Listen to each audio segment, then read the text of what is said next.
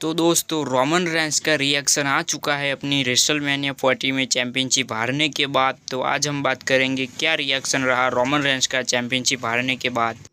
यानी दोस्तों Roman Reigns ने कहा कल मैंने अफसोस मनाया अपनी हार का, पर आज मैं रेडी हूँ। यानी रोमन रेंस रिटर्न के लिए रेडी है दोस्तों। रोमन रेंस कुछ समय बाद हमें WWE में देखने को मिलेंगे, तो ये देखना काफ़ी इंटरेस्टिंग रहेगा। कोडी रोज वीएस रोमन का रीमैच होगा या नहीं दोस्तों, इसके चांस काफ़ी कम है दोस्तों, क्योंकि दोबारा कोडी रोज वीएस रोमन रेंस का मैच नहीं होगा दोस्तों। आई थिंक रोमन रेंस कुछ न्यू स्टोरी में आएंगे वापस। रोमन रेंस आएंगे तो इससे भी बड़े हिल होंगे या फिर फेस टर्न लेकर भी आ सकते हैं दोस्तों, पर कोडी का फिर से मैच होने की संभावना काफ़ी कम है दोस्तों।